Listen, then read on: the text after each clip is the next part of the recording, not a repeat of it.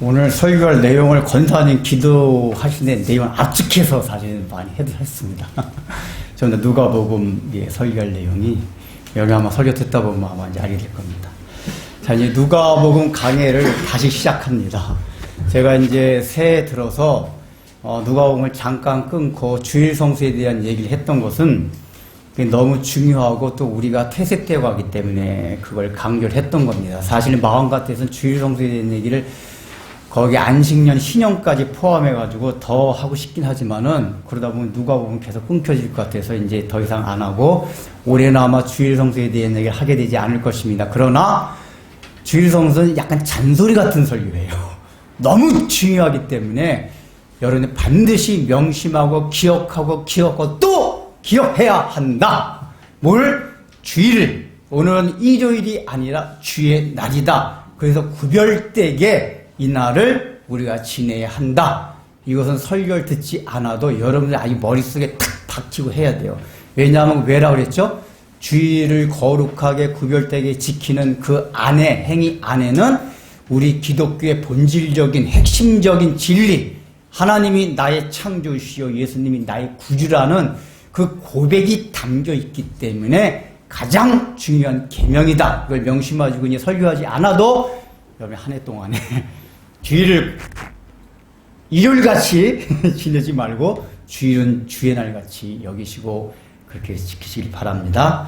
자, 이제 누가복음 다시 이제 강의를 들어갔는데, 자, 오늘 누가복음 이 본문이 굉장히 깁니다. 오늘 사실은 다 할 건 아닌데 다 읽은 이유는 이 본문이 연계되어 있기 때문에 그렇습니다. 오늘 보면 사실 여기 두 가지 사건이 나와요. 어떤 사건입니까? 하나는 회당장 야이로의 딸이 중병에 걸려서 이제 죽게 되었어요. 그러니까 이제 이 상황은 뭐냐면 우리 지난번에 했던 것까지가 뭐죠? 예수님이 이방 지역인 거라사 지방에서 귀신을 내쫓고 그 돼지떼들이 죽으니까 그 이방 사람들이 야, 저 예수라는 사람 있다가는 우리 지방인 돼지 다 죽겠다. 그래서 그 기적을 보고도 그 자기 소유가 없어질 걸, 자기가 손해볼 걸 걱정해서 예수님 제발 이 땅에서 좀 떠나가셨으면 고맙겠습니다. 그래서 예수님이 그들의 요청에 의해서 거라사 지방에서 갈릴리 바다를 건너서 다시 이제 가버나움 지방 이쪽으로 오십니다. 오시니까 이쪽에서 소문을 듣고 많은 인파가 예수님을 기다리는 거예요. 이미 거라사 지방에서 있었던 얘기까지 다 들었어요. 그리고 갈릴리 지방에서 있었던 예수님 많은 행적까지 다 알고 있었단 말이에요. 야, 예수님이 다시 오신다? 그래서 뭐 질병 걸리는 사람들, 말씀에 대해서 갈망하는 사람들 다 인파들이 몰려들었어요. 이제 몰려드는 가운데 있었던 일이에요. 그 이제 많은 인파가 몰려든 가운데 회당장 야이로라는 사람이 있었습니다. 이제 회당장이라는 건 그 당시 오늘날에 예배 드린 게 회당인데 굉장히 직책이 높고 약간 이제 귀족 계급에 속한 사람이었습니다. 근데 이 사람이 예수님 앞에 가장 먼저 와가지고 예수님 지금 저희 딸이 지금 막 죽을 병에 걸려서 막 지금 죽어가고 있습니다. 주님이랑 분명히 살려줄 수 있을 제가 믿습니다. 와서 빨리 고쳐주십시오. 이렇게 야이로가 얘기를 하니까 예수님께서 알았다 하고 이제 그 집으로 가고 있는 중이었습니다. 많은 인파가 따르고. 그런데 원래는 그 사건으로 마무리가 돼야 되잖아요. 오늘 본문을 보면은 나중에 마무리가 되긴 돼요. 근데 중간에 갑자기 다른 사건 하나가 끼어듭니다.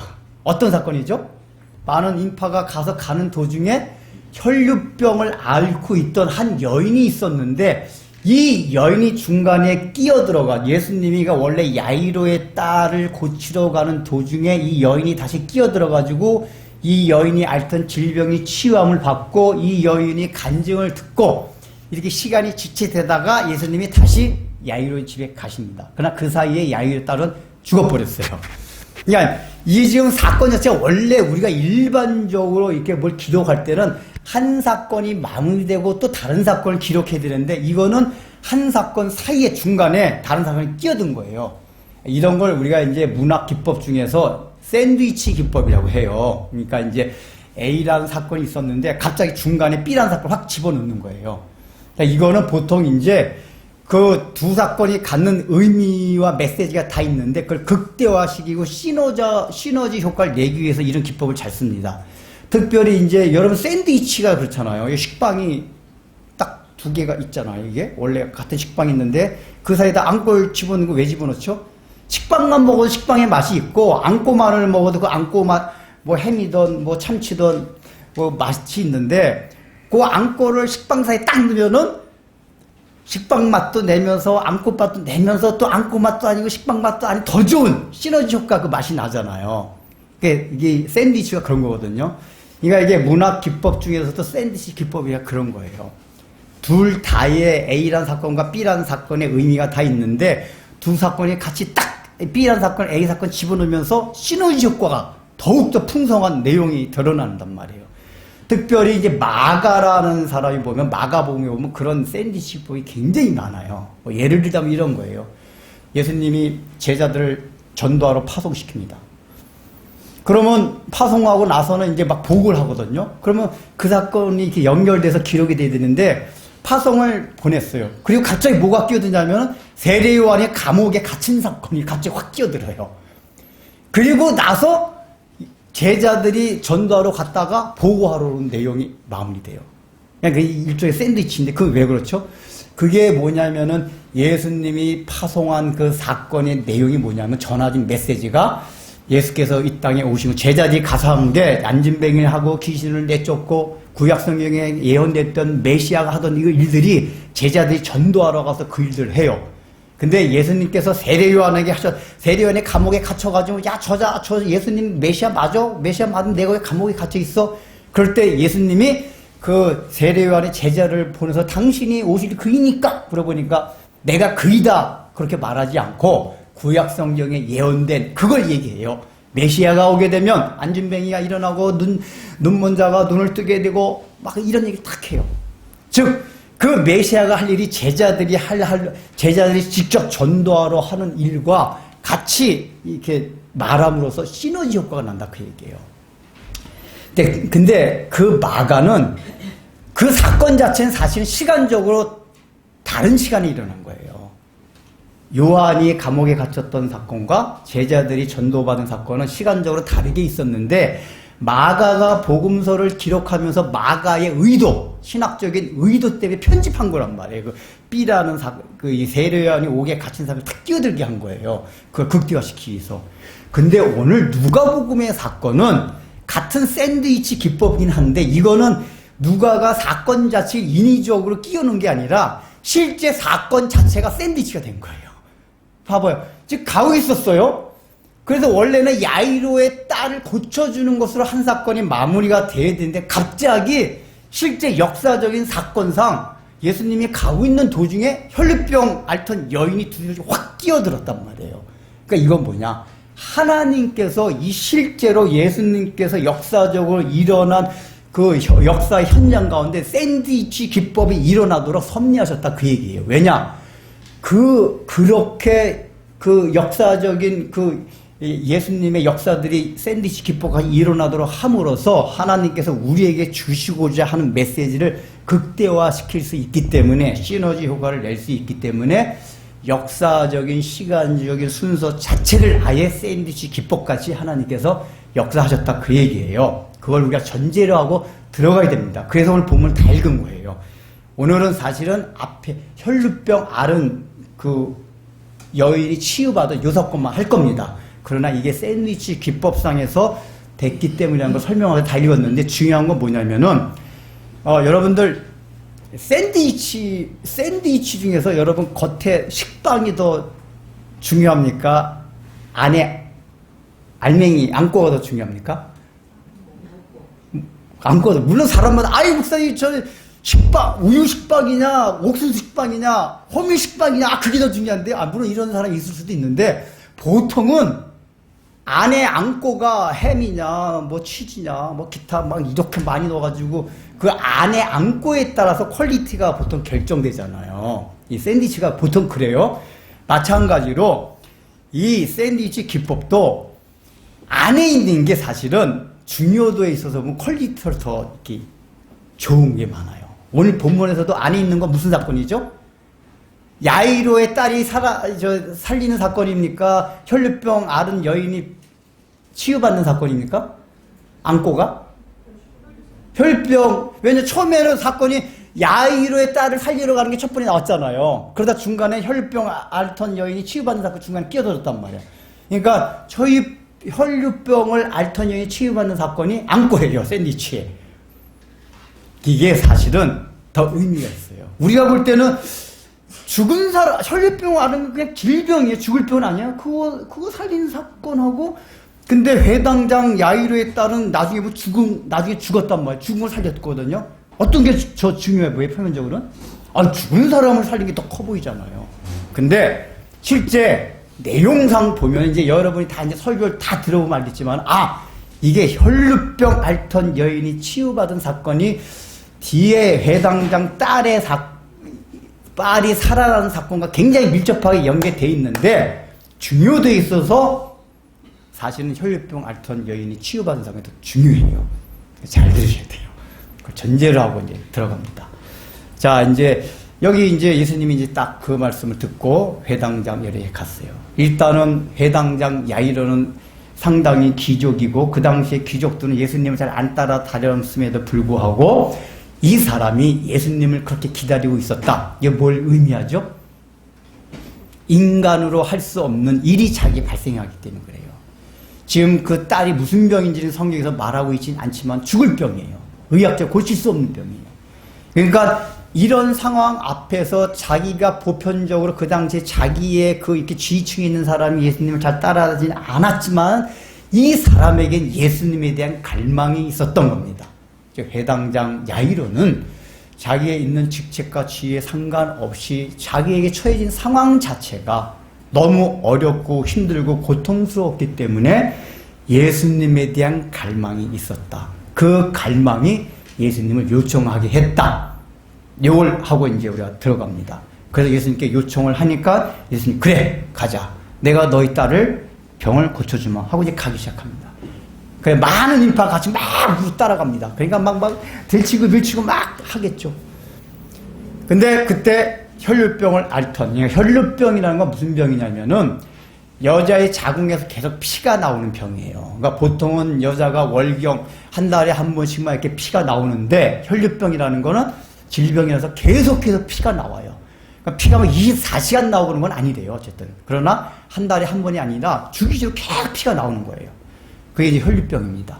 이게 이제 죽을 병은 아닌데, 조금 더 살피겠지만 굉장히 힘든 병이에요. 그래서 이 여인이 이제 소문을 들은 거예요. 소문을 듣고 어떤 행동을 합니까? 예수님께 가서 요청을, 예수님, 저 혈류병을 안고 있는데 고쳐주세요. 이 얘기를 한 게 아니라 어떤 행동을 하죠? 살짝 무리 속에 들어가서 예수님의 옷자락 여기 옷가를 만졌다고 그랬거든요. 옷가라는 건 뭐냐면은, 유대인들 남자들은 율법에 그 옷이 어떻게 규정되어 있냐면, 옷 가장자리에 옷술이라는 건 뭐냐면, 여러분 사진 같은 데 보면은 실공고 같은 걸 이렇게 옷에 매달아 놓은 옷이 본 적 있어요? 우리 커튼도 보면 이렇게 맨 아래 그 실공고 같은 거 있잖아요.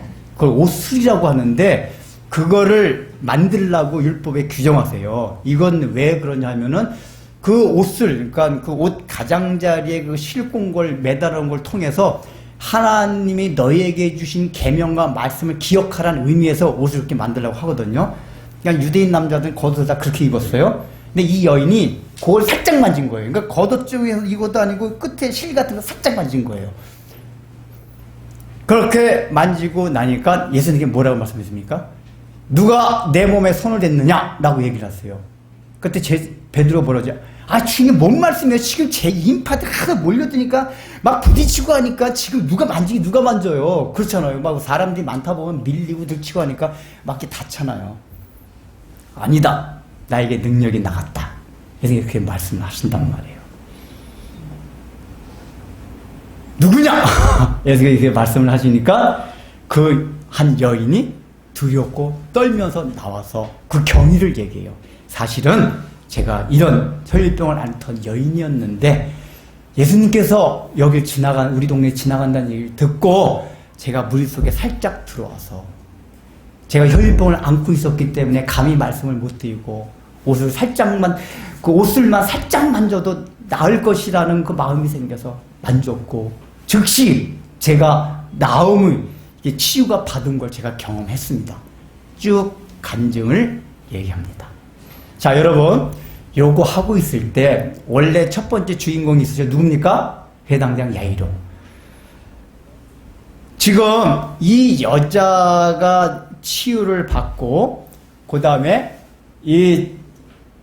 간증을 하잖아요. 간증할 때 모든 사람들이 다 놀라웠겠죠. 놀라움과 감격과 와, 예수님께서 혈루병 12년 동안 혈루병을 앓던 여인의 병도 고쳤네? 다 감격하고 있을 때 딱 한 사람 아니었습니다. 누굴까요? 해당장 야이로. 왜 그렇죠? 지금 야이로는 자기 딸이 죽을 병에 걸렸단 말이에요. 죽을 병이라는 건 총각을 다투는 문제예요. 오늘날도 급한 병은 막 앰뷸런스 우리가 다 피해주잖아요. 법적으로도. 왜냐? 총각을 다투는 문제이기 때문에. 지금 해당장은 이 사람도 물론 질병은 질병인데 이 여자의 병은 죽을 병이 아니에요. 나중에 고쳐도 되는 병이에요. 자기 딸의 병은 빨리 가서 고쳐줘야 돼요. 그 총각을 다투는 문제인데 급하게 서두르고 있는데 예수님은 어슬렁거려 드셔도 이 여인 딱 끼어들고 거의 간증까지도 듣네. 보통 이런 여인이 간증을 하면 오래 합니다. 행동을 오래 해요. 1시간, 2시간. 그러니까 이 야이로에게는 지금 예수님이 이 여인의 질병을 고쳐준 기적, 이 사람이 하는 간증 하나도 안 들렸을 거예요. 어떤 것 때문에? 자기 딸 때문에. 미치겠네. 답답해. 여기 벌써 30분, 1시간 하니까 내 딸 이러다 죽으면 어떡해? 하나도 안 됐을 거예요. 근데 결국은 마지막에 그 여인의 간증이 딱 끝나고 나서 오늘 본문에 보면 집에서 종들이 막 달려와요. 주인님, 딸이 죽었습니다. 늦었습니다. 괜히 예수님 오라고 하지 마세요. 괜히 예수님 수고롭게 하지 마시고 다 게임 끝났습니다.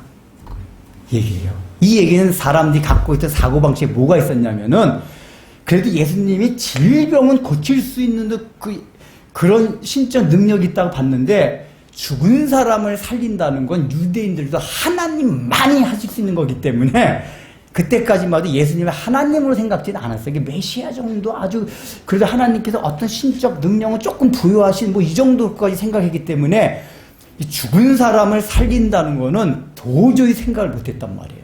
그러니까 질병이 걸린 건 예수님 와서 고쳐줄 수 있을 것으로 생각했는데 이미 죽어버렸기 때문에 끝났다. 그래서 오지 말라고.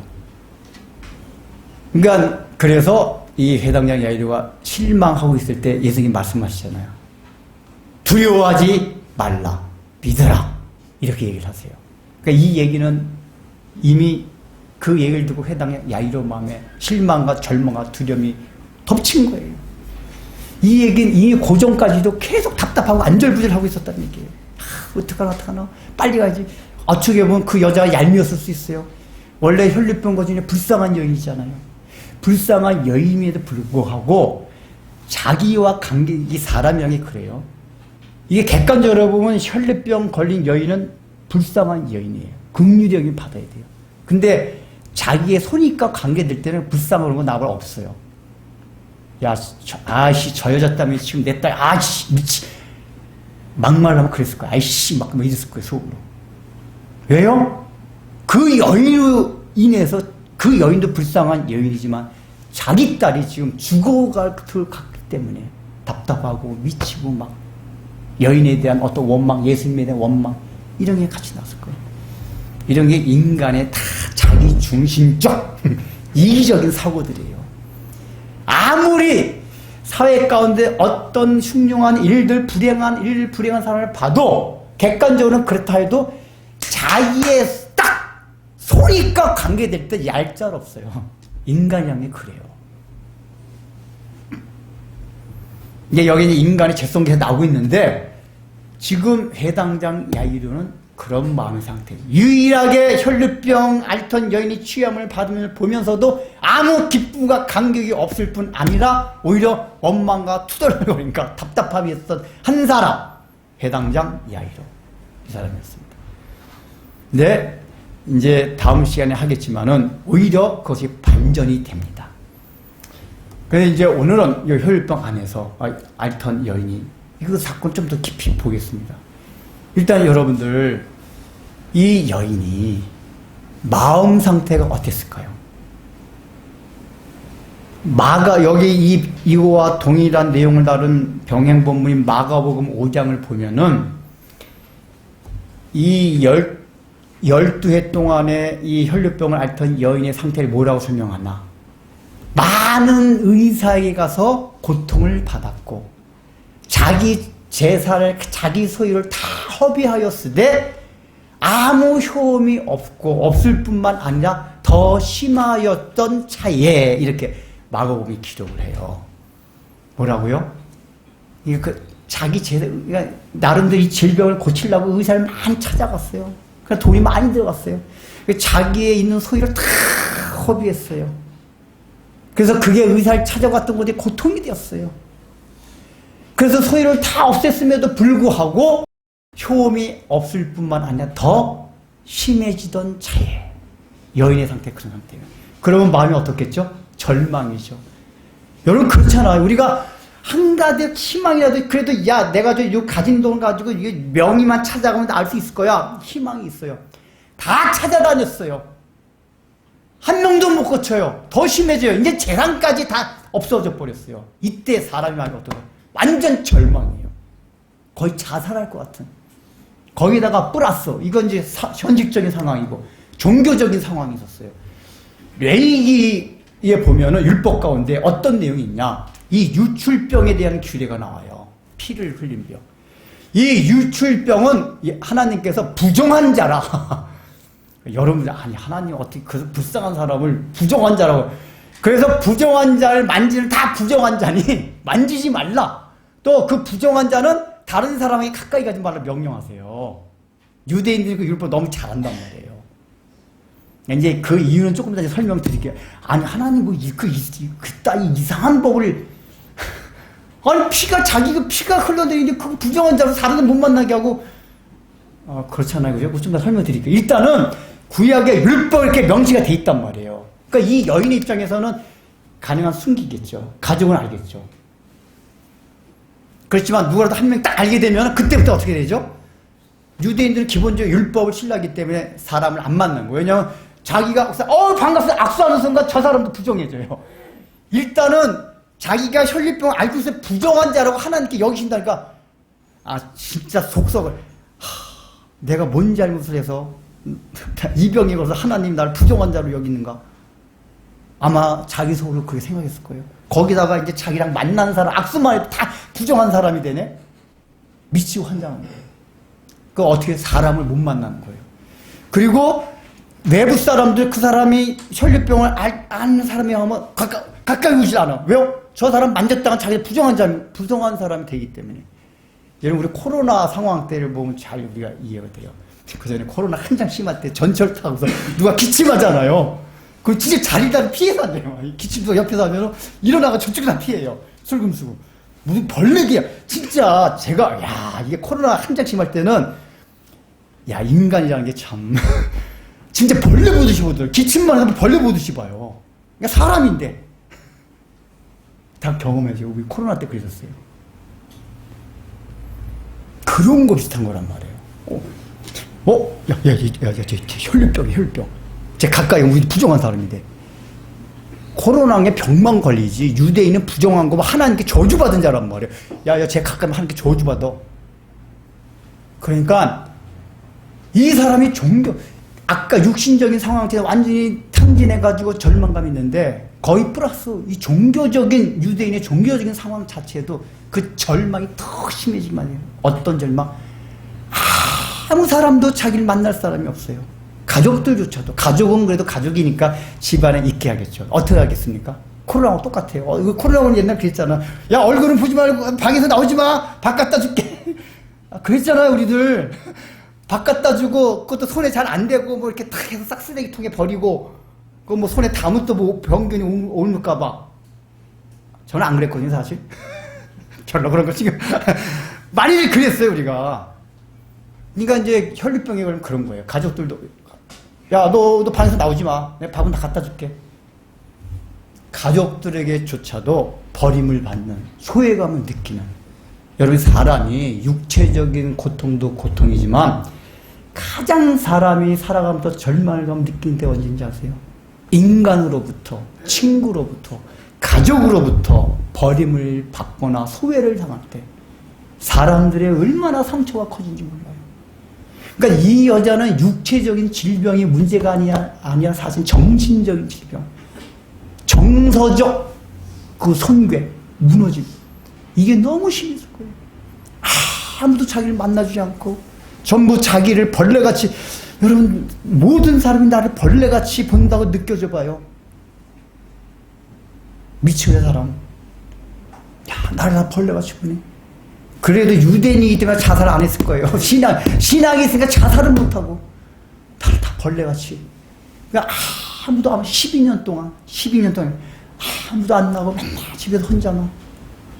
원래 그냥 혼자만 있어도 사람이 우울증 걸리고 이 정신적으로 굉장히 안 좋은데, 그게 다른 사람의 따가운 저 더군다나 이 율법의 혈류병은 부정한 자라 하나님 규정했기 때문에 다 사람들이, 야, 쟤 하나님 부정한 자래. 저 숨겨놓은 죄가 있나 봐. 쟤 무슨 죄 지어서 저런 병에 걸렸지? 인간이 늘 그래요. 자기 일 아니면 그냥 수근덕. 아, 쟤 왜 저래? 말 안 해도 모여가지고, 쟤 아마 이런 죄 지었을 거야. 그 본인 스스로도 그런 걸 얼마나 느꼈을 거예요. 거기서는 소외감과 그 상처들. 그래서 그 사람의 정서는 오늘날 심리학자들만 완전히 땅에 무너진 그런 상태가 됐을 거란 말이에요. 그 사람은 도저히 만날 수 없는 대인 공포증이 아주 심한, 혼자만 다 그리고 가족이 갖다, 엄마가 갖다, 가족이 갖다 주면 밥만 겨우 먹고 생명만 그냥 이렇게 겨우 연명하는 그런 상태였어요. 이런 사람이 무리 앞에 무리에 끼어들었다. 이게 무리에 끼어들었다면 보통 일이 아니에요. 집안에만 혼자 있던 사람이 사람을 만날 수 없던 이 여인이 무리 가운데 끼어들었다 하는 게 엄청난 용기와 믿음이었다, 그 얘기예요. 일반 사람이 들어온 게 아니에요. 왜냐? 일단은 자기도, 지금은 다 인파가 몰려있게 무조건 가면 다 닫게 돼 있잖아요. 그러니까 일단은 자기가 닿으면 다른 사람 다 부정하게 되는 거예요, 지금. 다른 사람을 지금 저주서 몰아넣는 거란 말이에요. 자기도 그걸 생각할 때, 코로나 걸려서 똑같잖아. 내가 좀 양심이 있는 사람이라면 내가 걸렸으면 스스로 조심하잖아요. 왜냐? 내가 가서 접촉함으로써 다른 사람 질병 들게 하면 안 되니까. 이 사람 입장에서도 접촉하면 다른 사람이 부정하게 되니까 가까이 가면 안 되는데 불구하고 나간 거예요. 거기다가 혹시 다른 사람이, 동네 사람 알았을 거란 말이에요. 마을 오래서, 야, 쟤 혈봉거지 여자. 아, 만약에 그렇게, 아이, 졌다, 이거 왜 여기 들어와서 큰일 나, 피해. 이런 상황이 발생할 수 있을지도 모르는 그런 거란 말이에요. 그러면 그때 그 충격을 어떻게 감당을 해요? 근데 여인이 그걸 감당할 생각하고 무리 속에 파고 들어간 거예요. 이건 뭐냐? 회당장 야이로도 아까 용기와 믿음이 있었다고 그랬죠? 그래도 그 지휘층에서 예수님을 따랐다는 얘기가, 이 여인에게는 회당장 야이로의 훨씬 뛰어넘는 용기와 믿음이 있었던 거예요. 왜요? 회당장 야이로보다 더 갈급했기 때문에. 회당장의 딸의 생명이지만 이 여인은 앓던 질병은 단순하게 육체의 문제가 아니라 사실은 전인적인 문제예요. 정서적인 문제인데 이게 전인적인, 그러니까 인간이란 건 육체의 생명이 끝나고 육체의 생명 질병 드는 게 사실은 더 큰 문제가 아니라, 더 큰 문제는 우리의 정신이 병드는 거, 전인적으로 사람들이 병들어가는 게 사실 더 큰 문제예요. 이 여인에게 이 문제가 있었다, 그 얘기예요. 그러니까 갈급함이 더 심했으니까 이런 큰 용기가 나온 거예요. 그런 마음가짐이다 보니까 예수님한테 직접 나서, 주님, 저 혈류병이거든요? 좀 고쳐주세요. 이게 말을 할 수가 없었던 거예요. 아무 말 안 하고, 그래도 이분이라면 내가 옷 끝에 달랑달랑 실만 만져도 날 수 있을 것이다. 여러분, 이런 걸 무슨 믿음이라고 하는지 아세요? 부스러기 믿음. 그러니까 보통 사람들은 예수님께 말씀하고, 좀 안수 좀 해주세요, 뭐 이렇게 할 텐데, 이 여인은 그런 거 필요 없고 그냥 예수님 모르게 살짝 그냥 그 옷자락에 신만 만져도 나을 것 같은, 이게 뭐냐, 난 부스러기 은혜만 받아도 너무 감사하고 좋을 것 같아요. 이런 여인이 또 한 명 있었어요. 복음서에 보면 수로보니게 여인, 이방 여인이었거든요. 이 여인도 그 딸 똑같이, 이 여인 딸의 병 때문에 예수님을 찾아와서, 이방인임에도 불구하고 제가 소문을 들어보니까 당신은 내 딸을 고쳐줄 수 있을 것 같습니다. 고쳐주세요. 그때 예수님이 아주 유명한 말씀하십니다. 뭐라고 하십니까? 내가 이스라엘의 잃어버린 양에는 보내심을 받지 아니하였노라. 이 얘기가 뭐죠? 너 이방인이잖아. 나 이방인과 상대 안 해. 유대인의 병만 고치 이방인 안 고쳐져. 예수님 일부러 그러신 거예요, 사실은. 그러니까 여인이 알아들었어요. 너 같은 이방인하고 상종 안 해. 그러니까 이 여자 뭐라 했습니까? 주여, 개들도 주인의 밥상에서 떨어지는 부스러기를 먹지 않습니까? 그 부스러기만이라도 주옵소서. 그러니까 자기도 예수님이 지금 자기가 개라고 하는 거야. 이게 왜냐하면 유대인들이 이방인들 개로 여겼단 말이에요. 야, 너 같은 개한테 너한테 나 은혜 못 주겠어. 그러니까 이 여인이 맞아요, 저 개예요. 근데요, 개도요 주인의 밥상에서 떨어지는 부스러기도 먹지 않습니까? 그 부스러기도 좀 주세요. 여러분, 이 여인이 보통 사람 같으면 아이 더러워 정말, 내가 안 고치고 말지, 아마 이랬을 거예요. 왜 사람이 자존심 상하는 것보다 더 그게 없거든요. 나보고 개라고? 너 같은 개한테는 은혜 줄 수 없다고? 알았어, 그래. 니까지 메시아면 누구 보고 메시아도 아니다, 야. 이러면서 갈 법 하잖아요. 근데 맞아요, 저 개예요. 개새끼예요, 저. 근데요, 개새끼도 부스러기 은혜를 주세요. 이게 얼마나 겸손하고 간절한 마음이었습니다. 그때 예수님이 옳도다, 여인아, 내 믿음이 너를 구원했다고. 그 다음에 하신 말씀이 있어요. 이스라엘 가운데서도 너만한 믿음을 본 일이 없느니라. 그렇게 자존심을 밟아 뭉개임에도 불구하고 주여, 맞습니다, 개입니다, 부스러기 은혜라도 좀 주세요. 여러분, 우리가 그렇습니까? 우리 안 그래요. 그런 여인같이 못 구해요. 자존심 조금만 상하면 그냥 그건 자존심 상한 정도가 아니 짓밟아놓는 거예요.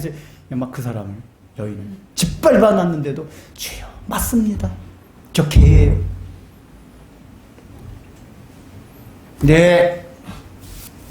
이 혈류병을 앓던 이 여인도 그 마음인 거예요. 옷자락만 살짝 잡았다는 얘기가 그거예요. 부스러기 은혜만 받으면 저 됩니다. 이건 믿음이 강한 거, 그 믿음이 강하다는 얘기, 그 마음이 굉장히 겸손하고 가난해졌다는 얘기. 너무 가난하니까 밥풀떼기 하나만 해주세요. 너무 배고파요. 그네 하나만이라도 받으면 좋겠어요. 이 마음으로 다가오라.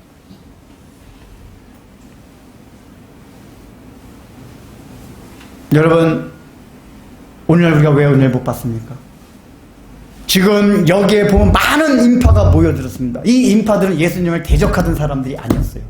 이미 예수님께서 갈릴리 바다를 건너온다는 얘기를 듣고 예수님을 환영하기에 몰린 사람들이었어요. 즉 예수님을 환영하고 그래도 나름대로 예수님을 믿는다고 하는 사람들이었어요. 그럼에도 불구하고 여기 본문에서 보면 예수님을 만나고 은혜를 경험한 사람은 이 여인 한 명뿐이었어요. 다 예수님을 환영하는 사람에도 불구하고 은혜를 정작 받은 사람 한 사람. 왜요? 다른 사람에게는 예수님을 환영하고 예수님을 좋아하긴 했지만은 이 여인과 같은 갈급한 심정, 가난한 심정, 겸손한 마음이 없었기 때문에 그래요. 이 여인이 예수님을 만나고 은혜를 경험했던 그 갈급하고 가난한 심정이 되었기 때문에 그래요.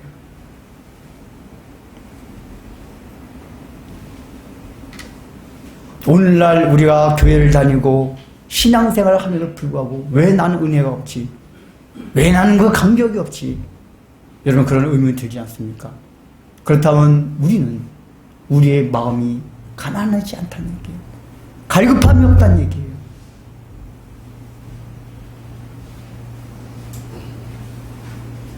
분명히 우리의 인생의 상 가운데는 이 여인과 같이 내 힘으로 어쩔 수 없는, 내가 이렇게도 하고 저렇게도 해보고 다 했음에도 불구하고 그것이 오히려 나의 고통으로 돌아오고 이제는 그 힘마저도 기적마저도 없어진 상태가 있을 때가 있었어요. 어떤 사람은 그런 걸 통해서 교회를 오고 예수 믿는 사람이 있어요. 우리 가운데도 그런 경험들이 있는 분들이 있죠. 삶 가운데 나의 삶에 혈리병 여인과 같이 너무 힘들어요.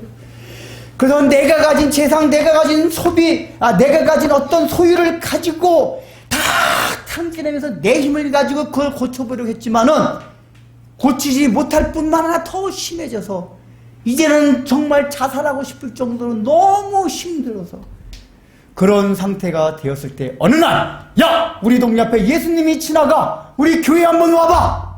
예수님의 말씀을 들어봐! 할 때 번쩍 뜨이고 그 예수님의 말씀을 들음으로 은혜를 경험하는 사람들이 있어요. 근데 대부분 많은 경우는 교회를 나오고 신앙생활을 함에도 불구하고 그런 경험들이 많지가 않아요. 왜 그래요? 아직까지도 내 소유가 많이 있어요. 내가 가지고 할 만한 모든 것들이 다 탕진되지가 않았어요. 저 아직까지 좀 이게 있어요. 이제 이건 조금 이따 더 살펴볼 건데 적어도 우리에겐 그런 갈급하고 가난한 심령이 없었다고 얘기해요. 오늘날 현대 교회들이 우리 어렸을 때 우리 선배들 시대 때보다 왜 은혜가 없는지 아세요? 갈급한 심정이 없어요. 제가 이거 여러 번 말씀드리잖아요. 우리 어렸을 때는 예배도 그렇고 뭐 사경회 같은 거 뭐 앞자리 앉으려고 뭐 앞자리 앉나 뒷자리 앉나 별 차이 없는데 그 마음가짐이에요. 어떻게든지 말씀을 들어보겠다. 그냥 뭐 기도하러 가면 어떤 마음에 하나님 요번에 나 이거 해결해 주시 않으면 그냥 산에서 죽겠습니다. 밥 안 먹을래요? 이렇게 기도하는 사람이 많았어요. 산기도를 가도 밀가루도 안 갖고 가요. 하나님 응답해 주세요. 응답해 주지 않으면 저 그냥 안 먹겠습니다. 자살하는 거 아니에요? 아니 응답해 주세요. 그 각오로 기도를 했단 말이에요. 요즘 그렇게 기도하는 사람도 있어요? 조금 기도하다가 아예 안 되네? 기도도 거의 안 할 뿐더러 기도를 해도 직하고 끝이에요. 그러니까 갈급함이 없어진 시대예요. 가난한 심령이 없어요. 그래서 우리가 은혜를 받지 못해요. 예수님을 참나게 경험하지 못해요. 다 마음이 교만해요.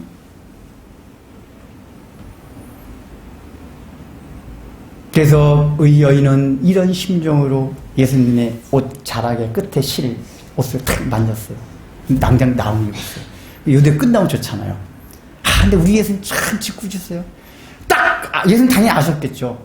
누구냐? 내 몸에 손을 댄 게.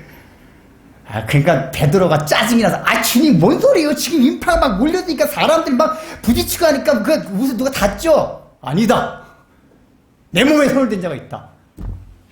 그러니까 이 여인이 할 수 없이 여기 뭐예요? 떨며 주님 앞으로 나왔어요.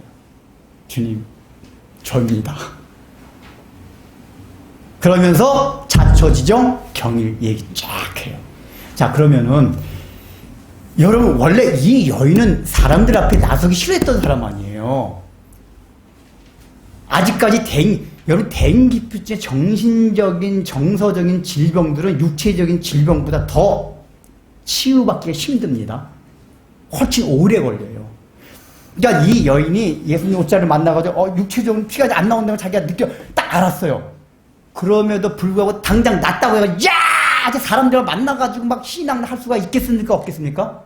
못해요. 정서상 못해요. 근데 예수님 뻔히 그걸 아시는데 딱 그 사람이 너 일어나봐. 이 여자 얼마나 부끄럽겠어요. 부끄럽고 막 얼굴 확확거리고. 그래서 떨며 예수님에 대한 경외감과 함께 모든 대중들 앞에서 자기 정체성이 드러나는 거란 말이에요. 떠는 거예요. 이제 나 정체 다 드러났다. 여기 몰래 숨어 들어왔는데, 그냥 몰래 그냥 병만 낫고 싹 가고 싶었는데, 예수님이 참, 딱 일어나겠어요. 근데 이 여인이 그 예수님의 그 요구에 응해가지고, 간증을 딱 얘기해요. 예수님이 왜 그러셨을까요? 그냥 가만히 돌아가게 하신 질병만 고치니까. 왜 그랬죠? 예수님은 이 여인을 너무 사랑하셨어요. 이 여인에게 필요했던 거는 단순하게 혈류병이나 육체 질병을 고치는 게 문제가 아니라 예수님은 이 여인이 그 정서적으로 정신적으로 치유받아야만 한다는 걸 아셨단 말이에요. 이 여인은 자기 자신에게 그 문제가 있는 거 사실 몰랐어요. 자기가 원했던 건 육체적인 질병만 고친 걸 원했어요. 그러나 예수님은 그 여인이 원했던 것보다 더 그 여인보다 예수님이 더 아셔가 아니야. 너는 그것뿐만 아니라 마음까지 치유를 받아야 돼. 그러려면 대중 앞에 널 정체를 드러내놓고 한번 얘기를 해야 돼. 이걸 예수님이 아신 거예요. 그걸 시킨 거예요. 이게 뭐죠? 이게 어떤 경우는 우리가 가난한 심령에 갈급한 심령에서 우리가 하나님께 요청하는 것이 있는데 우리 인간들은 당장 필요한 것들만 해요. 근데 우리 하나님은 우리가 필요로 하는 걸 나보다도 더 잘 아세요. 너 이것까지 필요해. 그것까지도 갑절로 주신다 그 얘기예요. 우리 하나님의 은혜가, 긍휼이. 우리가 요구하지 않았고 생각하지 않았던 것까지 주시는 갑절의 은혜. 이게 지금 이 여인에게 나타난 거예요. 아, 맞아요. 그걸 가지고.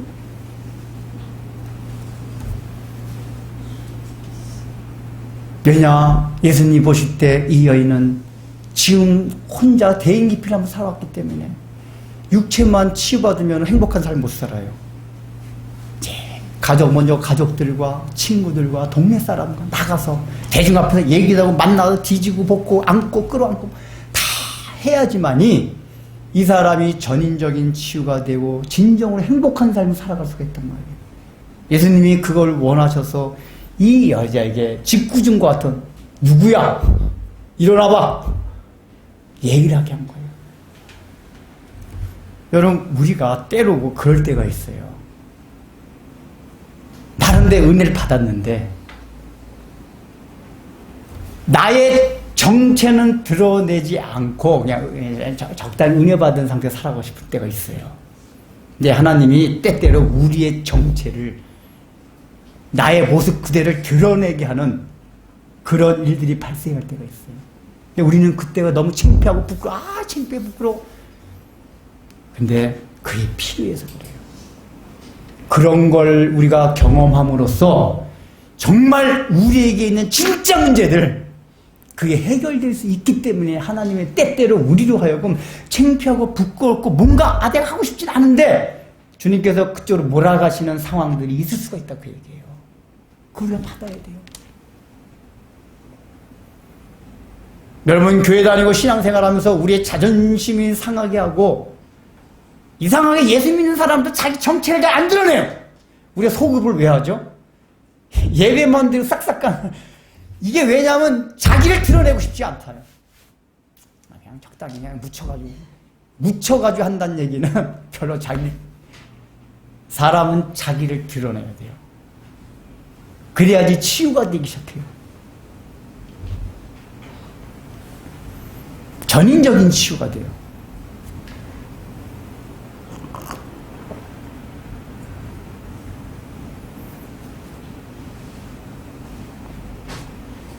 그러면 예수님이 그 간증이 다 끝나면서 여인 보고 뭐라고 말씀했습니까? 따라.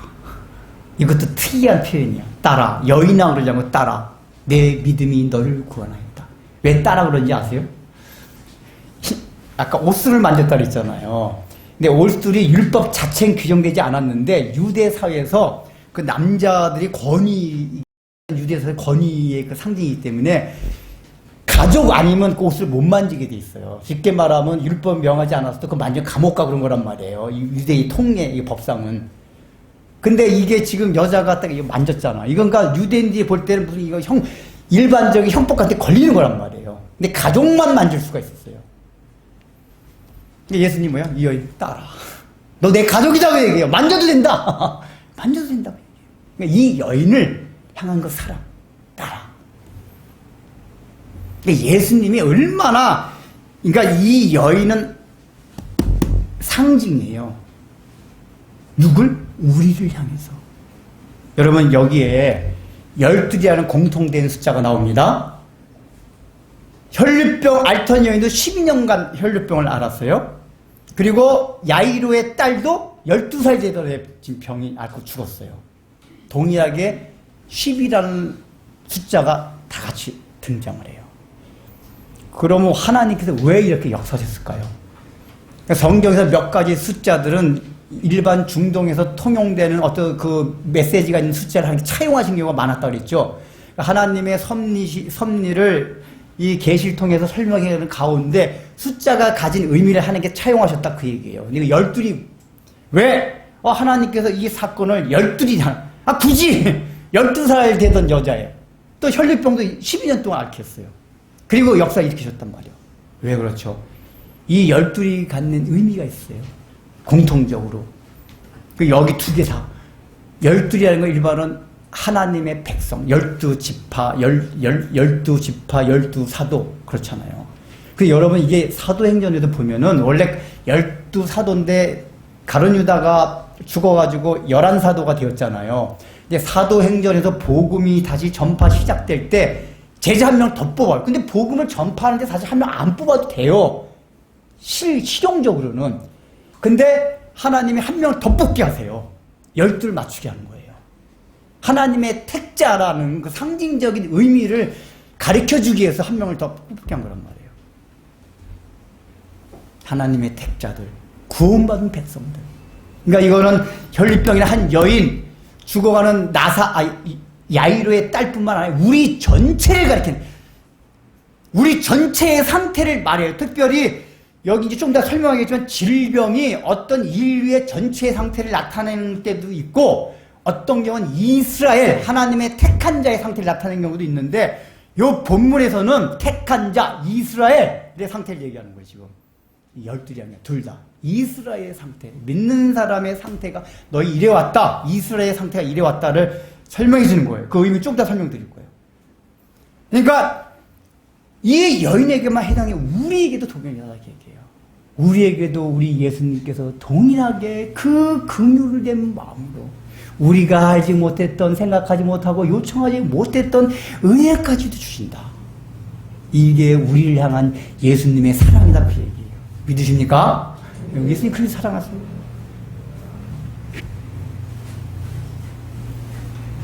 그리고 12이라는 거는 이게 사실 이게 논리상은 조금 더 설명이 맞는데 12이 나왔으니까 또 한 가지 뭐냐면은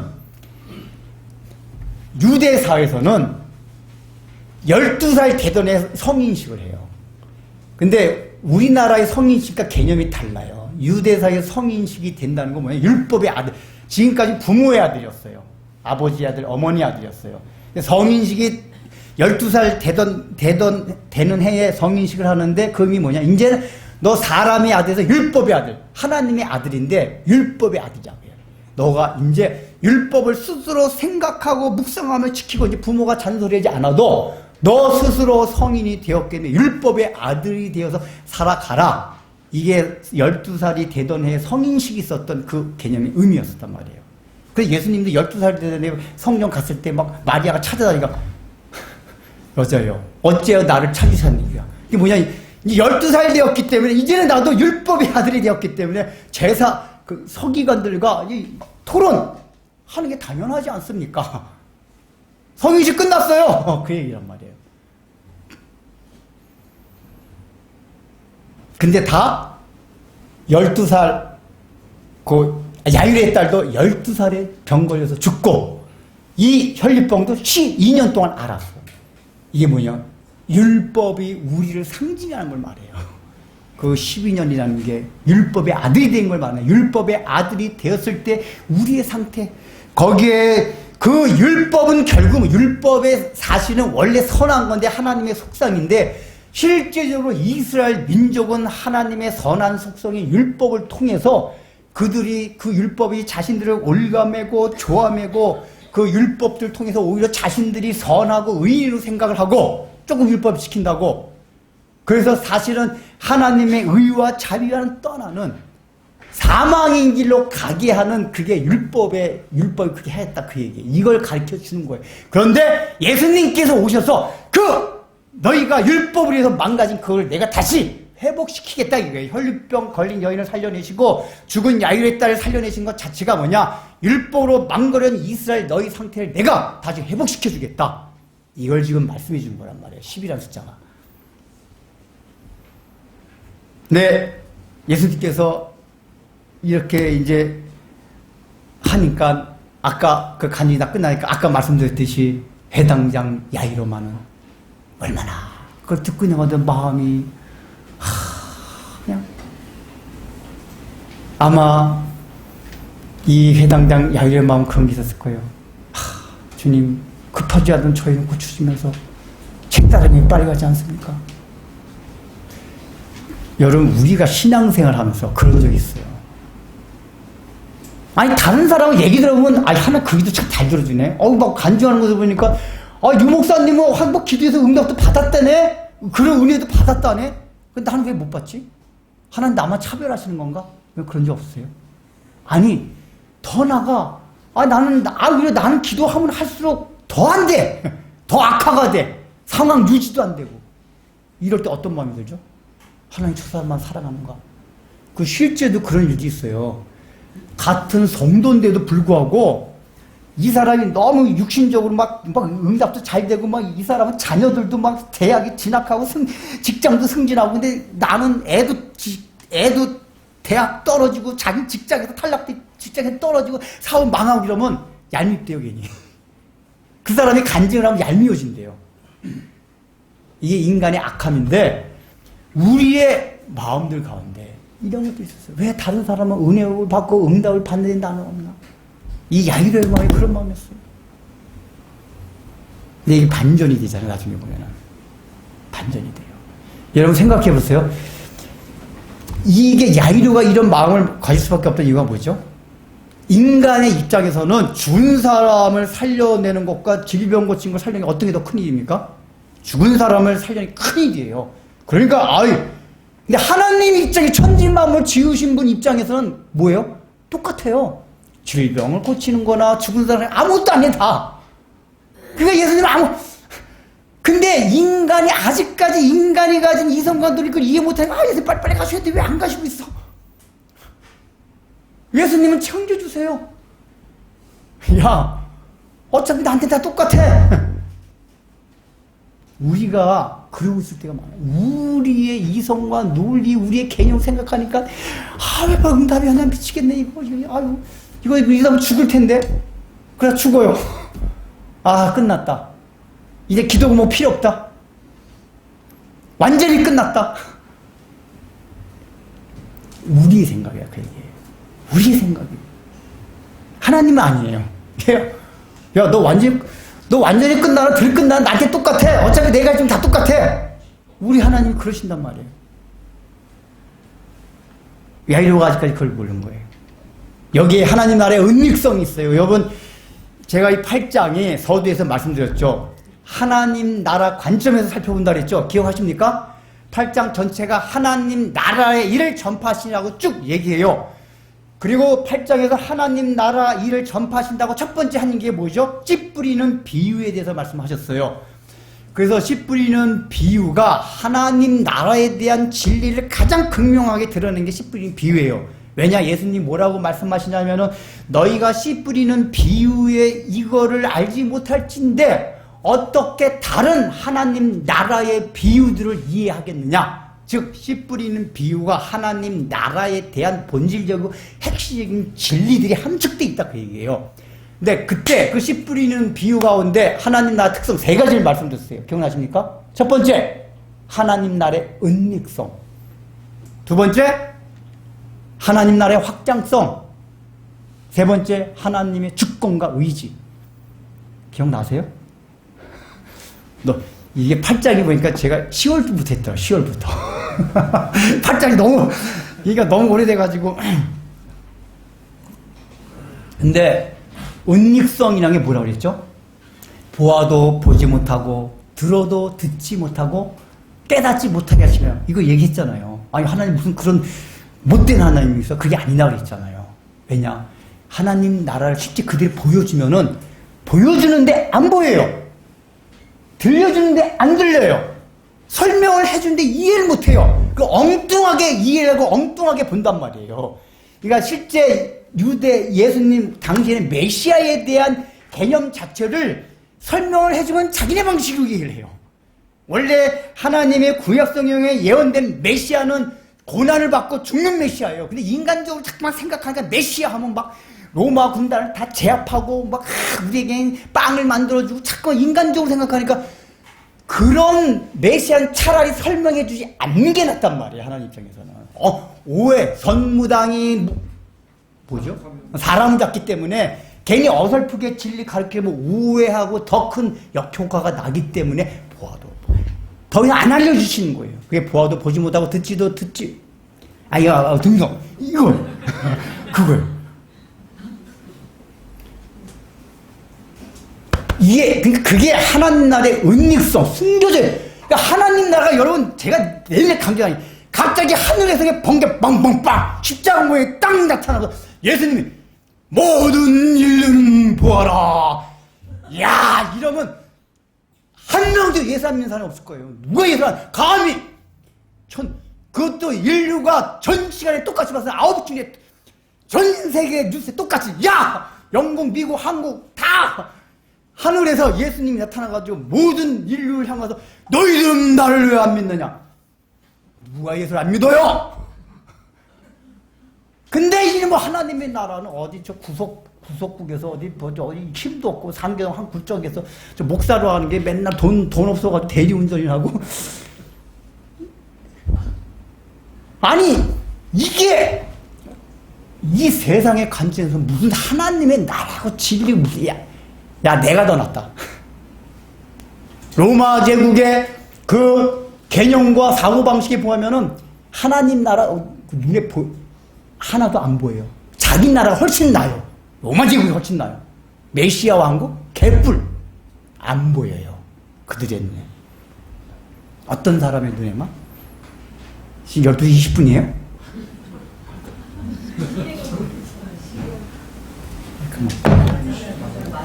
맞아요, 12시.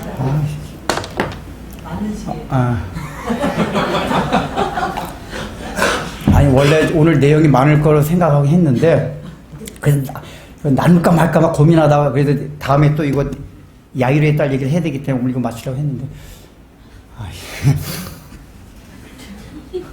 고민. 제가 항상 설교하다 밑에 내려볼 때는 막 시간 어떻게 조절할까 막 이거 막 머리 돌릴 때 이렇게 약간 밑에 내려보는 거예요.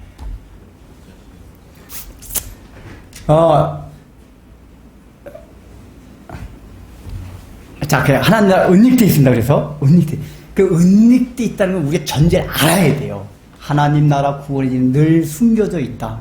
그래서 우리가 이성과 논리를 늘 발견하지 못해요. 어떤 사람한테는 발견된다? 가난한 자에게만 발견이 돼요. 말씀에 대해서 갈급해하는 자. 자, 요걸 이제 살펴보도록 하겠습니다. 그냥, 자, 이거 할 때 아까 제가 말씀드렸잖아요. 아니, 유추병을 부정한 자를 여기면 얼마나 불쌍해요. 무슨 하나님이 이렇게 괘씸하고, 말 이상한데, 잔인한 하나님 있어요. 아니, 피 흘린다고 그걸 부정하다고 여기면 어떻게 막 왕따 당하고, 굉장히 하나님 못된 하나님 같잖아요. 근데 늘 말했잖아요. 이 구약의 율법이라는 건 어떤 영적 진리를 설명하기 위한 틀이에요. 메시지를 주시기 위해서. 그러면은 이게 이 정결 예식 피를 흘리는 자는 부정하리라는 그 하나님의 율법은 뭘 의미하는 어떤 영적 의미를 의미하는 거냐면은 피라는 건 구약성경에서 생명을 이야기해요. 생명의 근원, 생명. 피가 그걸 상징해요. 그래서 생명의 근원, 생명과 생명의 근원이 하나님 말씀으로 오기 때문에 하나님의 말씀, 이게 피가 상징하는 것들이에요. 근데 피가 그래서 막 몸에서 내보낸다 하는 얘기 뭐냐면 그 생명의 근원, 생명을 그냥 쏟아 부어버리는 거예요. 필요 없다고. 그러니까 피를 흘리는 걸 부정하다고 여기는 건 뭐냐? 하나님 생명의 근원 대신 그 생명이신 하나님의 말씀을 그냥 쏟아버리는 거, 이걸 부정하다 하는 그 영적 메시지를 그 율법을 줘가지고 가르쳐주는 거란 말이에요. 너가 그걸 할 때마다 하나님의 말씀 버린 게 얼마나 두려운지 알라. 그 내용이 이거만 에스겔에서 잠깐 찾아봅시다. 에스겔 36장. 구약성경 에스겔 36장. 제가 가진 성경은 1207페이지입니다. 에스겔 36장 17절. 17절, 18절. 자, 1207페이지인데 한번 찾아보시겠습니까? 구약성경 에스겔서 36장 17절, 18절. 1207페이지입니다.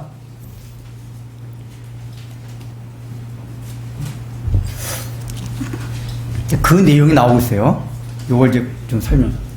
에스겔서 36장 17절, 18절. 1207조. 이게 1267인가? 근데 왼쪽에 가로치고 1267은 또 뭐지, 성경에? 옛날 성경. 아, 옛날 성경 표시야, 그래. 다 찾으셨어요? 네. 그럼 우리 같이 읽어보겠습니다. 시작! 인사야, 이스라엘 족속이 그들의 고국 땅에 거주할 때에 그들의 행위로 그 땅을 더럽혔나니 나 보기에 그 행위가 월경 중에 있는 여인의 부정함과 같았느니라. 그들이 땅 위에 피를 쏟았으며 그 우상들로 말미암아 자신들을 더럽혔으므로 그들 분노를 그들에 쏟아. 자, 이게 무슨 내용이냐면 에스겔 선지자는 바벨론 포로로 끌려간 다음에 그 바벨론 포로지에서 선지가 된 사람이에요. 근데 하나님이 에스겔 불러가지고 뭐라고 설명해 주냐면, 야, 너희들 지금 바벨론 포로로 끌려왔지? 왜 끌려왔는지 알아? 그 이유를 에스겔에서 설명해 주는 거예요. 그 이유가 뭐야? 인자야, 이스라엘 족속이 그들의 고국 땅에, 원래 바벨론 포로 되기 전에 어떤 행위인지 아니? 그 땅을 더럽혔대요. 어떻게 더럽혔냐? 그 행위가 월경 중에 있는 여인의 부정. 그러니까 월경 중에 피를 쏟아내는 거란 말이에요. 그러니까 피를 쏟아내는 걸 부정하다고 해요. 근데 18절에 뭐라고 하냐? 그들이 땅 위에 피를 쏟았으며 그 쏟는 내용이 뒤에 나와요. 그 우상들로 말미암아 자신들을 더럽혔으므로 내가 분노를 그들 위에 쏟아냈다. 그러니까 아까 피가 뭐라고 했죠? 하나님 상징 생명이었어요. 근데 이걸 쏟아냈어요. 근데 여기서는 뭐야? 그 피를 쏟아내는 행위가 구체적으로 뭐였냐? 우상들로 말미암아 자신들을 더럽혔다. 그 얘기예요. 근데 구약성에서 우상이 뭔지 아세요? 하나님을 안 믿는, 오늘같이 뭐 부처 앞에 가서 뭐 빌고, 물론 그건 아주 그냥 초짜 우상. 우리 기독교인 가운데 누가 부처 앞에 가서 비는 사람이 어디 있어요? 아무도 없죠. 점집 가는 사람은 가끔 있다고 들었는데 미친 목사도 개척하고 나서 이 개척이 잘 될 건데 안 되니까 점집 가는 사람. 내가 실제 무당이 회심해서 예수 믿었는데 목사가 전보러 온 사람이 있었대요. 미치 환장을 넣으신데 정말. 그래도 뭐 부처 앞에 가서 이거 빌지는 않잖아요. 그런 우상 숭배는 안 해요. 근데 이스라엘도 그런 우상 숭배 안 했어요. 구약에서 말하는 우상 숭배 뭐냐? 탐심. 너희는 하나님만 의지해야 되는데, 하나님 말씀만 의존해야 되는데, 하나님 말씀이 아닌 하나님이 아닌 다른 것을 의지한다. 그 얘기예요. 그게 탐심이고, 여기서 말하는 우상 숭배, 이게 피를 쏟아내는 부정, 깨끗하지 않은 행위다. 그 얘기예요. 즉 하나님의 말씀을 다 쏟아부었어요. 재미없어요 그거. 바알신령하니까 너무 재밌어요. 바알신령 재밌잖아. 인간의 탐욕대로 살아가게 바알 얼마나 재밌는지 몰라요. 야, 거기 여자 신정 가면 여자하고도 재밌게 놀 수 있고, 이 세상을 재미있게 즐겁게 화려하게 살고 싶은 데는 그런 종교가 없어요. 이놈의 여호와 종교라는 거 맨날 어디 저 구석에서 칙칙한 데서, 즉 이들이 자기의 소욕을 따라 하나님의 말씀을 버리고 하나님을 의지하지 아니하고 살아가 모든 삶의 형태, 그게 우상숭배였고, 그 우상숭배를 지금 하나님께서는 에스겔 선지자를 통해서 피를 쏟아냈다 라고 얘기한단 말이에요. 그래서 피를 쏟아내는 행위가 부정한 행위예요. 그렇다면 영적으로 혈류병은 뭡니까? 하나님을 의지하지 아니하고 하나님의 말씀을 경히 여기고 이 땅에 있는 걸 더 좋은 가치를 여기면서 그 말씀을 버리는 행위들, 이게 다 영적으로 혈류병자들이에요. 피를 쏟아내는 사람들이에요. 여러분, 우리가 다 그러니까 이거는 아까 12 상징 얘기하면서 얘기했잖아요. 믿는, 특별히 이 혈류병의 상태는 특별히 이스라엘 민족의 영적 상태를 설명한다 그랬어요. 이스라엘 민족, 믿었던. 안 믿는 사람은 어차피 우상 숭배자일 때 할 게 없어요. 너희는 하나님을 믿는 생명과 생명의 근원 되신 하나님을 믿는데 왜 나를 의지하지 아니하고 어떤 다른 것을 의지하고 살아갔냐? 말씀을 버리느냐? 이 탐욕이 있는 자들아, 우상 숭배자들아. 이게 혈류병자란 말이야. 피를 쏟아내는. 우리가 그게 없냐 그 얘기예요. 지금 그래서 예수님께서 내 믿음이 너를 구원하였다라고 얘기해요. 너 질병이 치유받았다라고 얘기 안 하고 구원받았다. 왜냐? 이 혈류병의 근원은 사실 뭐냐? 이걸 뭘 말하는 거야? 단순히 육체적인 그 질병 이게 고치는 게 문제가 아니라 그 혈류병이 갖고 있는 영적인 의미, 너희가 피를 쏟아내는 그래서 우상 숭배하는 너희의 소유를 가지고 우상으로 삼았던 어찌하여 그 행위도 살아가고 있느냐? 그 이제 너희가 그 가운데서 구원받았다 그 얘기예요. 그래서 우리가 원래 이 혈류병 여인의 처음 상태가 어땠다 그랬죠? 의사에게 가서 많은 고통을 받았고 자기의 소유를 다 소진하였으되 아무 효과가 없을 뿐 아니라 더 나빠졌고. 이게 뭘 말하는지 아세요? 예수님을 만나서 은혜를 받게 되는 거, 혈류병을 고치게 되는 거 어떻게 고치느냐? 자기 소유가 다 소진됐을 때 그때 예수님을 만나고 피를 쏟는 혈류병 가운데서 구원받는다 그 얘기예요. 우리는 늘 자기 소유가 있어요. 내가 의지할 소유가 있어요. 여기는 의사를 찾아 의사가 이 여인에게 의사가 그리고 나 가지고 있는 돈이 소유였어요. 우리 각자는 나름대로 소유가 있어요. 그걸 의지하면서 살아가요. 그래서 하나님은 우리는 때로 우리의 인생 가운데 우리의 삶을 그 의지 자기 소유를 다 내놓게 하는 쪽으로 몰아갈 때가 있어요.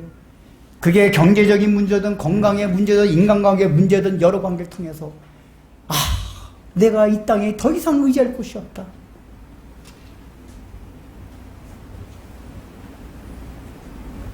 여러분 삶 가운데 우리가 살아면서 인간으로 소외받고 그것도 얼마나 억울합니까? 그때 얼마나 자존심 상하고 마음에 슬프고 열등감이 있어요. 그때 하나님을 바라보십시오. 우리가 기대할 건 인간이 아니에요. 남편도 아니고 부인도 아니고 부모도 아니고 자녀도 아니고 오직 하나님이에요. 돈도 아니고 건강도 아니고 나의 자존심도 아니고. 오늘날에는 보면 사람들이 소유가 뭐가, 제가 가만보면 이데올로기. 요즘 정치 상황 보면 제가 늘 얘기해서 예수 믿는 사람은 극자 구강 절대 안 돼요. 정치적인 이데올로기 다 진리가 아니에요. 물론 그 정책 가운데 성경에 좀 더 부합되고 그건 있지만은 어떤 정치적인 이데올로기 인간이 만드는 이념, 신념은 다 우상이에요. 근데 우리는 한쪽에 뭐 적정인 이쪽 이게 하나는 이게 진리다. 아무것도 진리가 아니에요. 그러니까 어떤 사람은 이데올로기가 우선 이데올로기가 자기 소유예요. 그게 인류를 살려줄 것처럼 나를 살려줄 것처럼 아니에요. 우리는 오직 하나님만이 우리를 살리시는 분이에요. 우리의 소유가 되는 분이에요. 성경만이 진리예요. 하나님 말씀만이 진리예요. 근데 이데올로기 신념 가지고 요즘 날 그게 더 무서워. 내가 볼 때 돈보다 더 무서워, 이데올로기가 어떻게 보면. 공산주의자들도 봐요. 그 이데올로기 얼마나 하면 그 공산주의 이데올로기 젖은 사람 가족까지 막 팔아먹고 막 죽이고 했잖아, 옛날에. 이 공산주의 역사 보면은. 이데올로기가 그렇게 무서워요. 그 우상들.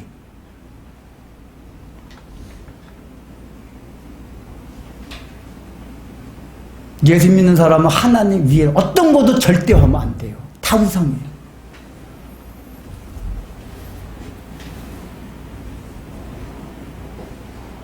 하나님이 그래서 우리의 개인적인 삶이든지 사회적인 환경이든지 국가적인 상황이든지 모든 인류의 상태를 그런 걸 깨닫기 위한 상태로 몰아가실 때가 있어요.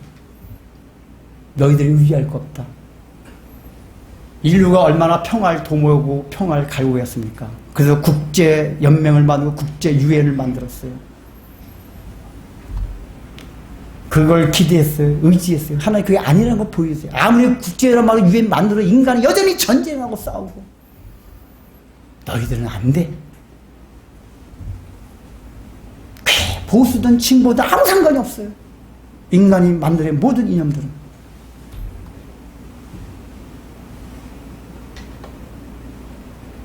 각자 자신들이 생각하는 소유들이 있어요. 여러분, 어차피 늦은 김에. 아니, 복음서 보면은 한 청년이 찾아오잖아요. 그래서 이 청년이 약간 자기들 이렇게 선생님 무엇을 하여 구원을 얻으리까? 예수님께 뭐라고 하셨죠? 너가 하나님의 계명을 다 지켰느냐? 그러니까 이 청년 선생님 제가 어릴 때부터 하나님께서 주신 계명 다 지켰어요. 그거 대단한 거예요, 사실 그 청년이. 구약에 나 율법은 다 지켜 살았다 그 얘기예요. 그러니까 주님께서 그 기특하게 그러냐? 너 기특하도다. 그러면은 남은 게 하나 있다. 남은 게 뭐였죠? 너 재산을 다 팔아서 가난한 사람들에게 나눠주고 나를 따르라. 그때 그 청년이 근심하며 돌아갔더라. 그래요. 그러니까 우리는 그거 보면 예수 믿는 사람은 그럼 돈 있으면 안 되겠네. 돈 다 팔아서 가난한 사람 나눠줘야지 구원받는 겁니까? 그게 아니에요. 이 청년은 재산이 자기의 소유였어요. 율법을 다 지키고 하나님의 이름을 부르고 다 한다고 했지만은 결정적으로 이 청년의 마음 가운데는 자기가 의지하는 게 물질이었어요. 그 예수님에서 말씀하신 건 뭐냐? 너 그 물질, 너 소유를 다 팔아라. 소유를 다 내려놔. 그 얘기예요. 너 소유. 그러니까 재산 자체를 뭐 없애라. 물리적으로 여기에 초점이 있는 게 아니라 너가 지금 쌓아놓은 그 재산을 의지하는 그걸 너의 소유로 생각하는 그 우상을 내려놓아라. 그리고 나를 따르라. 그 얘기였단 말이에요. 근데 청년이 그거 하고 싶지 않아요. 근심하며 돌아갔어요. 여기 이 혈류병 앓던 여인은 환경 자체가 그 소유물을 다 내려놓게 하나님 만드셨어요. 그 축복이에요. 자기가 아마 안 내려놨으면 혈류병 앓아놨으면 의사들 찾아가지 않았고 돈도 탕진 않았을 거예요. 근데 혈류병이라는 인간의 절망의 완전히 절망적인 상태에 갔기 때문에 자기의 소유를 다 소비했어요. 더 이상 소비할 게 없어요. 자기 소유가 다 없어졌어요. 그때 예수께서 이 동네에 지나간다는 말씀이 귀가 번쩍 뜨인 거예요. 자기 소유가 없어지면 안 떠요. 가족들이 맨날 말했겠죠. 자기는 집에 바깥에 못 나니까 야 예수님이 갈지방에 다시는데 얘 그 양반이 막 병도 오지 다 하신데 이 사람이 자기가 소유가 가득했으면 그런 말 하나도 안 들렸을 거예요. 자기 소유가 다 없어졌기 때문에 가족들이 막 거실에서 그 예수 한번 내일 여기 지나간대. 몇 시 지나간대? 그냥 번쩍 뜨여서 말씀이 들어간 거예요. 그래서 이 사람이 구원받으면 이제 결론하겠습니다. 뭐냐? 이게 사실은 지금 혈류병이라는 게 질병의 상태가 뭐죠? 생명의 근원, 이걸 다 내려본 거. 말씀, 다시 말하면 말씀을 경홀히 여기는 거예요. 그래서 어두워진 상태예요. 이 어두워진 상태의 성경에 뭐랍니까? 그걸 사망이고 어둠, 그걸 죽음이라 그래요. 완전히 어두운 상태를. 그래서 이 혈류병 걸린 여인의 영적 상태와 사망한 이 야이로의 딸의 영적 상태가 같은 거예요. 같은 어둠의 상태로 들어가는 거예요. 그런데 이 여인이 회복된다는 얘기, 다음 시간에 또 이 야이로의 딸 얘기하겠지만 이 여인이 회복된다는 얘기 뭐냐면은 구원을 받았다. 피를 흘리지 않게 되었다. 말씀의 회복이 이루어진다 그 얘기예요. 내 삶 가운데, 내 심령 가운데 말씀의 회복이 일어나요. 말씀에 대한 갈망이 일어나. 이게 뭐 단순하게 하나님에 대한 갈망 이게 구체적이지 않고 관념적일 수가 있어요. 말씀, 하나님의 말씀에 대한 갈급함, 말씀에 대한 이런 것들이 생겨요. 너무 말씀을 귀히 여기고. 근데 오늘날 우리는 하나님의 말씀이 드라마 봐도 못해요. 어디 놀러가고 영화 한 편 보는 것도 못해요. 하나님의 말씀은 땅에 떨어졌어요. 우리는 다 혈류병 병자요 사망한 자들이에요. 이 가운데서 우리가 구원받기 위해서는 여러분 소유를 스스로 제거하십시오. 내려놓으십시오. 그러지 않으면 택한 자들 12지파에 속한 사람은 어떻게 하신다? 하나님이 그 소유를 다 내려놓도록 인도해 가세요. 영리한 강아지들은 제가 강아지 진짜 봤는데 주인이 팔았거든요. 안 따라가려고 이게 막 이래요. 새중이 막. 그러니까 이놈 안 따라가면 뭐 여기 목에 상처만 나요. 근데 영리한 강아지 어떻게 하죠? 이렇게 보다가 주인이 바뀌었구나. 그래서 막 빠ting기다가 쫄래쫄래 따라가요. 제가 본 적이 있거든. 그런 영리한 놈이었어 이게. 처음에 막 피가 여기가 막 빨개지더라고요. 목이 막 이러고 막. 그런데 나중에 계속 자기 원주인 자꾸 저기 멀리 가고 새 주인이 막 끌고 가니까 막 원주인 막 그러다가 이렇게 가다가 쫄래쫄래. 이놈이 그나마 영리한 놈이에요. 우리도 그런 영리한 놈이 돼야 돼요. 끝까지 버틴기면 자기 목만 헌집나요. 바보 멍청이에요. 그걸 두고 바보 멍청이라고. 여러분, 그래서 우리 인생 가운데 우리의 소유가 없어진 상황에 대해서 너무 겁내지 마세요. 또 마지막으로 이 야이로의 상태. 기도와 응답이 안 돼요. 지금 마지막 야이로가 그거잖아. 유일하게 은혜 받지 못하고 있는 한 사람. 야이로. 간증도 빨리 끝나. 저렇게 오래. 무슨 설교 저렇게. 간증 미치겠네. 빨리 좀 끝내. 들려오는 소식은 죽었어요. 그럴 줄 알았다. 하나님 나한테 실망을 시키시네. 뭐 이런 경우가 있나. 응답은커녕 더 안 되네. 미치고 환장하겠네. 다른 사람들 다 되면서. 그렇게 기도에 응답이 안 되고 은혜가 없는다고 여겨질 때 어떻게 하라? 야이로를 생각하라. 예수님께서 뭐라고 말씀하셨습니까? 야이로한테 두려워 말라 믿어라 이렇게 말씀하셨습니다. 여기서 원래 예수님이 혈류병 걸린 여인도 예수님의 능력 때문에 혈류병이 고쳐진 거예요. 근데 예수님이 뭐라고 말씀하셨죠? 내 믿음이 너를 구원하였느니라. 실제로 혈류병이 난 근거는 예수님의 능력이에요. 근데 예수님의 말씀 뭐라고 하냐면은 내 능력 때문에 너가 구원받았다고 하지 않고 내 믿음이 너를 구원하였느니라 이렇게 말씀을 하세요. 왜 그렇습니까? 예수님에게서 오는 능력도 우리가 믿음이 있어야지 수납이 된다고 얘기해요. 적용이 되는 건 믿음이에요. 믿음 때문에 그런 게 아니라 때문에는 예수님의 능력, 십자가의 피, 공로예요. 그러나 그 공로를 받아들이는 방편 수단이 믿음이란 말이에요. 그 수단이 없으면 아무리 저수지에 그냥 산가득한 저수지에 물이 가득해도 각 아래에 있는 밭에 꼭지 안 열어놓으면 바다에서 안 내려가요. 그게 자기 믿음이에요. 여러분이 그 믿음을 가집시오. 그 믿음을 갖기 위해 자기 있는 소유를 파시고 하나님이 여러분들 삶을 각자 상황을 막 몰아붙이고 힘들게 고통스럽게 한다 할지라도 이것이 내 소유를 하나씩 내려가는 과정들이구나.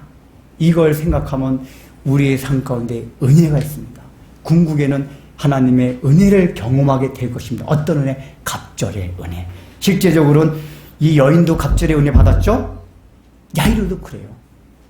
그냥 딸이 질병에서 살아나는 것만 볼 줄 알았는데 죽은 딸이 다시 살아나 더 놀라운 그 은혜를 경험하게 됩니다. 우리 모두가 이와 같은 은혜가 있기를 주의 이름으로 축원합니다. 우리의 삶의 모든 현실과 내용과 진행의 모든 순간들 속에는 하나님의 은혜가 있는 줄로 믿습니다.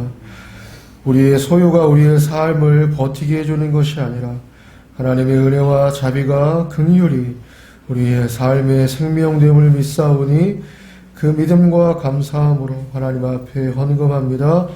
헌금 위에 은혜를 더하여 주시옵소서.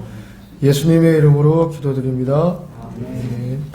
이제는 우리 구주 예수 그리스도의 무한하신 은혜와 하나님 아버지의 놀라우신 사랑과 성령님의 감동과 권면하심이 오늘 이 말씀을 듣고 나도 혈류병 걸렸던 여인과 같이 갈급한 심령이 되어 내 소유를 다 내려놓고 주님 앞에 가서 은혜를 경험하고 참 구원 받길 바라는 사랑하는 성도들 위에 삶 위에 이제부터 영원토록 함께 있을지어다.